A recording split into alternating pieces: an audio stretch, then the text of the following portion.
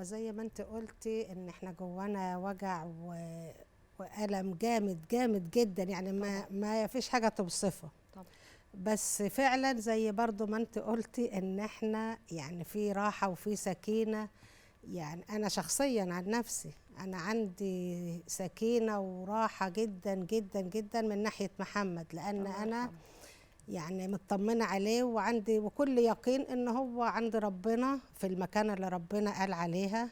فانا يعني منتهى يعني احلى حاجة في الدنيا. احنا كلنا عايشين بنسعى ان احنا يعني نرضي نوصل، ربنا بس وندخل ايوه ان الجنه. احنا يعني هو ضمان لك وهو الجنه، ما دخل شاء الله، الله الفردوس اكبر. الاعلى وهياخدني معاه يعني. فيعني الله على قلبك الحلو يا حاج. الحمد لله انا ربنا راضية يرحمه. وكل رضا وسكينة الحمد الله. لله.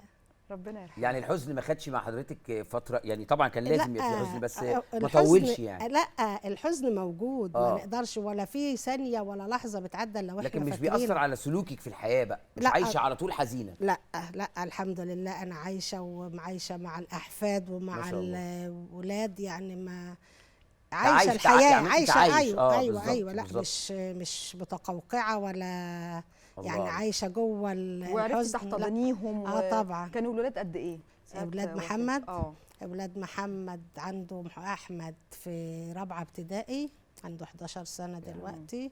واحمد واياد لا احمد بقى 12 دلوقتي، واياد 11، وعمر عنده 7 سنين. ربنا ربنا يحميهم يديهم ويخليهم الصحة يا يا الله رب. رب. يخليك.